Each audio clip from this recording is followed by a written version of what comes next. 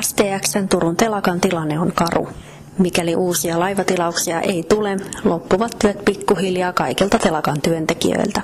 Viimeinen varma työ on keväällä 2015 luovutettava Mindshift 4 risteilyalus, jonka valmiusaste vaikuttaa suoraan töiden määrään. No, osalla työntekijöistä on hyväkin työkuorma, mutta toki joillain osa-alueilla työkuorma alkaa pienenemään ja se tietysti vaikuttaa siihen, että ihmisiä joudutaan lomauttamaan. Kuinka suurista lomautusmääristä puhutaan? No, tällä hetkellä meillä on joitain kymmeniä ihmisiä lomautuksessa, mutta loppuvuodesta jo useita satoja. Vaikka minkäänlaista varmuutta tulevaisuudesta ei ole, katsoo Anttila kuitenkin eteenpäin luottavaisena.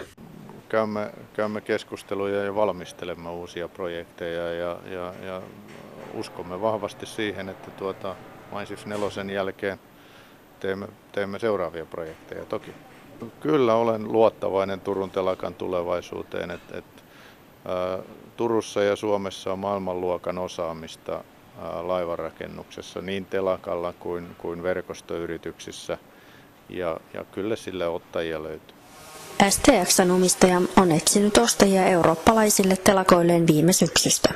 Rauman kaupunki solmi tammikuussa sopimuksen STX:n Rauman telakan ostamisesta, mutta Turun telakan tulevaisuudesta ei ole tietoa. Se on ihan julkisesti tiedossa oleva asia, eli pääomistaja tutkii vaihtoehtoja tällä hetkellä telakan myymisestä ja sama koskee myöskin Ranskan telakkaa, joka on osa STX Eurooppaa. Onko tiedossa jo mahdollisia ostajia? En osaa sanoa sitä, että se on omistajan asia.